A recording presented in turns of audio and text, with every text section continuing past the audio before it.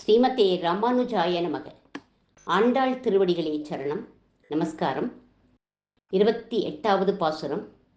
உறவேல் நமக்கு இங்கு ஒழிக்க ஒழியாதுங்கிற வரியில நவவித சம்பந்தத்தை வியாக்கியானம் பண்ணுவார்கள் நம் பூர்வர்கள். இன்றைக்கு அந்த நவவித சம்பந்தத்தில் பாரியா பதி சம்பந்தம், ஞாத்ரு நேய பாவம் ரெண்டையும் பார்க்கலாம். முதல்ல பாரியா பதி பாவம். பதிம் விஸ்வஸ்யா அப்படிங்கிறது வேதம். விஸ்வத்துக்கே பதி ஸ்ரீமன் நாராயணன். நாம எல்லாரும் அவனுக்கு பத்தினிகள். 33 தேவர்களும் திருப்பார்கடல் ஈரத்தில் நின்றுருக்கா. அமிர்த மதனத்தும் போது மகாலட்சுமி தாயார் ஆவிர்பவிச்சார். கையில அவள் ஒரு வைஜெயந்தி மாலையை எடுத்துட்டு வந்துருக்கா. ஸ்ரீமன் நாராயணனுக்கு மாலையிட்டார்.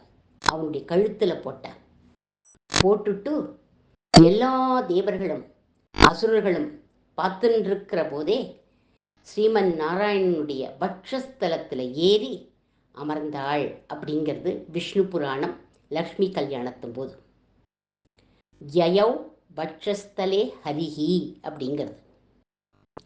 இத்தனை பேரும் பார்த்துட்டு இருக்கிற போது ஹரியனுடைய திருமார்பில் ஏறி அமர்ந்தாளே, அவளுக்கு வெட்கமாக இல்லையா அப்படின்னு எல்லாரும் கேட்டா. இதுக்கு எங்களாழ்வான்கிற ஆச்சாரியன் வியாக்கியானம் பண்றார். லோகத்துக்கே ஸ்ரீமன் நாராயணன் ஒருவன் தான் புருஷன், மற்ற எல்லா ஜீவராசிகளும் ஸ்திரீகள். ஸ்திரீகளுக்கு மத்தியில் ஒரு ஸ்திரீ ஏன் வெட்கப்படணும்? எல்லாருக்கும் அவன் பதி, நாம் எல்லாரும் அவனுக்கு பத்தினி அப்படின்னு எங்களாழ்வான் வியாக்கியானம் பண்றார். புருஷன்னா நாராயணன், ஸ்திரீனா மகாலட்சுமி. எல்லா ஜீவாத்மாக்களும் பகவானுடைய கையை பிடிச்சு கல்யாணம் பண்ணிக்கலாம். அதுதான் தர்மம். உபனிஷத் நம்மளை வாழா வெட்டி அப்படிங்கிறது. பகவானால கைவிடப்பட்ட நாம் அவனை விட்டு வேற எங்கேயும் போகாம அவனையே நினைச்சுட்டு இருந்தா ஒரு நாள் நம்மளை அவன் சேர்த்துடுவான். சர்வதேச சர்வகால சர்வ அவஸ்தைகள்லையும் அவனே சர்வ ரட்சகன்கிற பூரண விசுவாசம் இருக்கணும். கணவன் மனைவி உறவு இது. ஒரு நாளும் அவன் கைவிட மாட்டான். மனுஸ்மிருதியில ஒரு ஸ்லோகம், அதுல என்ன சொல்லியிருக்கு அப்படின்னா, வயசான தந்தை தாய், பதிவிரதையான பத்தினி, குழந்தைகள், இவ அத்தனை பேரையும் ஒரு கணவன் எப்பாடு பட்டாலும் ரட்சிச்சே ஆகணும் அப்படிங்கிறது. இந்த காலத்துல பெற்றோர்களை கொண்டு போய் ஓல்ட் ஏஜ் ஹோம்ல விட்டுடுறா. அது மகா பாபம். தாய் தந்தை இல்லைன்னா நம்ம ஏது? பிரத்யக்ஷ தேவதை அல்லவா அவள்லாம். அவளை சேவிக்கணும்.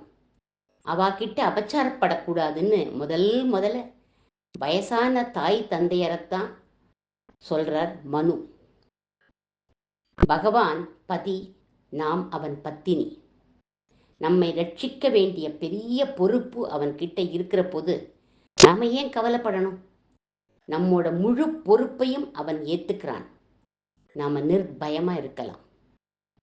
மிருத்யு நம்மளுடைய தோள் மேல உட்காண்டிருந்தாலும் நாம மிருத்யு பயம் இல்லாம வாழ்ந்துட்டு இருக்கோம்னா அதுக்கு காரணம் பரமாத்மா அந்தர்யாமியா நமக்குள்ள இருக்கான். மிருத்யுவை தடுத்து ஒவ்வொரு க்ஷணமும் அவன் நம்மளை காப்பாத்துறான் அப்படிங்கிறது சாஸ்திரம். அர்ஜுனனுக்கும் கர்ணனுக்கும் சண்டை நடக்கிறது. அர்ஜுனன் கர்ணனோட ரதத்தை அடிக்கிறான். கர்ணனுடைய ரதம் 35 மைல் பின்னாடி போய் விழுந்தது. கர்ணனும் அர்ஜுனனை அடிக்கிறான். அர்ஜுனனுடைய ரதம் 30 மைல் பின்னால போய் விழுந்தது. அர்ஜுனனுக்கு கர்வம் வந்துடுத்து. ரதத்து முன்னால சாரத்தியம் பண்ணிட்டு இருக்கிற வாசுதேவன் முதுக தட்டி, கிருஷ்ணா, என் பராக்கிரமத்தை பாத்தியா? கர்ணனை விட 5 மைல் நான் அதிகமா அடிக்கிறேன் அப்படின்னான். அப்படியா அர்ஜுனா அப்படின்னான் கண்ணன். உடனே கையை தட்டி, ஆஞ்சநேயர் மேலே உட்காண்டிருக்கார் இல்லையா, அவரை கூப்பிட்டான். அவர் கீழே குதிச்சார். குதிரைகளை பிடிச்சுட்டு இருந்த கடிவாளத்தை அர்ஜுனன் கிட்ட கொடுத்துட்டு கண்ணனும் ரதத்தை விட்டு இறங்கிட்டான். அர்ஜுனா, திரேதா யுகத்தில் ஆஞ்சநேயன் கிட்ட ஒரு ரகசியம் சொல்ல வேண்டி இருந்தது. அது மறந்து போயிடுத்து. இப்போ ஞாபகம் வந்துடுத்து. அதை சொல்லிட்டு வரேன், நீ ரதத்தை நடத்தின்று அப்படின்னான். ஆஞ்சநேயன் தோளில் கையை போட்டுட்டு 2 பேரும் அந்தர்தானம் ஆயிட்டார். அர்ஜுனன் ரதத்தை நடத்தின்றிருந்தான். கர்ணன் பானப்பிரயோகம் பண்ணினான். அர்ஜுனனுடைய ரதம் 150 மைல் பின்னால போய் விழுந்துடுத்து. அவன் ஒரு பக்கம் விழுந்தான், குதிரைகள்லாம் ஒரு பக்கம் விழுந்தது. எல்லாத்தையும் எடுத்து சரி பண்ணிட்டு இருக்கிறப்போ பரமாத்மா கிருஷ்ணன் வந்துட்டான். அர்ஜுனா, உன்னோட பராக்கிரமத்தை நான் பார்த்தேன்டா அப்படின்னான். அர்ஜுனன் அப்படியே நடுங்கி போயிட்டான். அர்ஜுனன் கண்ணனை பார்த்து சொல்கிறான், கண்ணா, நீ முன்னால் உட்கார்ந்து ஆஞ்சநேயர் மேலே ரதத்தில் உட்கார்ந்து இருக்கும் போதே கர்ணன் ரதத்தை 30 மைல் பின்னால் அடிக்கிறான்னா என்னை காட்டிலும் பராக்கிரமசாலி கர்ணன் தான் அப்படின்னா. கர்ணன் பிரகாசிக்கலை, ஏன்னா அவனுக்கு உன்னுடைய அனுகிரகம் இல்லை. நீ என்னோட பக்கத்தில் இருந்து ரட்சிக்கிறதுனால நான் பிரகாசிக்கிறேன், இல்லைன்னா நான் என்னைக்கோ போயிருப்பேன் அப்படின்னா. அஜ்ஞானத்தில் உன்னை மட்டமாக நான் நினச்சுட்டேன் கண்ணா, என்னை மன்னிச்சுடு அப்படின்னு அவனுடைய திருவடியில் விழுந்தான் அர்ஜுனன். இந்த இடத்துல நம்ம உன்னை கவனிக்கணும். பகவான் மேலே தோள் போட்டுண்டு அவனை கட்டி அணைச்சுண்டு உருண்டு பிறண்டு கூட பழகியவனுக்கே விவேகம் வரலையே, நமக்கு எப்படி வரும்? நாம் பகவானை நேரில் பார்த்ததில்லை, கூட பழகின பார்த்தவனுக்கே விவேகம் வரலையே, நமக்கு அது சுலபமாக வந்துடுமா? அது ரொம்ப கஷ்டம். நவவித சம்பந்தத்தில் பகவான் பர்த்தா, நாம் பத்தினின்னு காட்டித்தரப்படுறது. அவனுக்கு நாம் விதேயாத்மா, அதாவது அவனுக்கு நாம் கட்டுப்பட்டவர்கள். அவன் போட்ட சட்டத்தை மீறாம வேத விகிதமான நித்திய நைமித்திக வர்ணாசிரம தர்மங்களை குலைக்காம நம்ம வாழ்ந்தா அவனுடைய அனுகிரகத்துக்கு நாம் பாத்திரமாயிடுவோம். அப்படி ஃபாலோ பண்ணாம தான் தோன்றித்தனமா இருந்தா பகவானுடைய நிகிரகத்துக்கு ஆளாயிடுவோம். அதனால பல பிறவிகள் வரும், பல கஷ்டங்கள் வரும். தப்பு பண்ணிட்டு கஷ்டம் வேண்டாம்னா விடுமா? லோகத்தில் மனுஷன் என்ன நினைக்கிறான்னா, சாஸ்திரம் சொல்றது, புண்ணியஸ்ய பலம் இச்சந்தி புண்ணியம் நேச்சந்தி மானவாக, பாபஸ்ய பலம் நேச்சந்தி பாபம் குர்வந்தி யத்னதக. எல்லாரும் புண்ணியத்தோட பலன் வேணுங்கிறார், ஆனால் புண்ணிய கர்மா பண்ணுறதே இல்லை. அப்போ புண்ணிய பலன் எப்படி கிடைக்கும்? பாப பலன் யாருமே வேண்டதே இல்லை, ஆனால் பாபத்தை சிரமப்பட்டாலும் பண்ணுறோம். பாப பலன் வராமல் போகுமா? வரத்தான் செய்யும். வினை விதைத்தவன் வினை அறுப்பான், திணை விதைத்தவன் திணை அறுப்பான். நாம் எதை செய்கிறோமோ அதுவே பலனாக கிடைக்கும். இதை உணர்ந்து பகவான் நமக்கு பர்த்தா அப்படிங்கிற எண்ணத்தோடு நாம் அவனை வணங்கணும். அடுத்ததா ஞாத்ரு நேய சம்பந்தத்தை பார்க்கலாம்.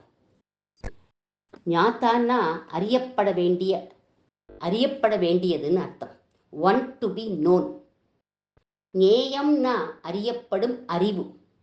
நாம் நோயர், பரமாத்மா நம்மால் அறியப்பட வேண்டியவன். விசேஷ அறிவை நமக்கு கொடுத்திருக்கான் பகவான். நாம் அனுஸ்வரூபம், ஆனால் நம்முடைய ஞானம் விபு, அதாவது ஞானம் பறந்து விரிஞ்சு இருக்கு. படிக்க படிக்க ஞானம் விருத்தியாகி தெளிவான ஞானம் ஏற்படுறது. அந்த ஞானத்தை கொண்டு பரமாத்மா ஒருவனே அப்படின்னு நம்ம தெரிஞ்சுக்கணும். அவனை உணர்ந்தால் எல்லாத்தையும் உணர்ந்ததா ஆயிடும். பகவானுக்குள் அனைத்தும் அடக்கம். ஆனால் நம்முடைய ஊனக்கண்ணால் அவனை பார்க்க முடியாது. சாகும் தருவாயில் வாலி தன்னுடைய பிள்ளை அங்கதனை கூப்பிட்டான்.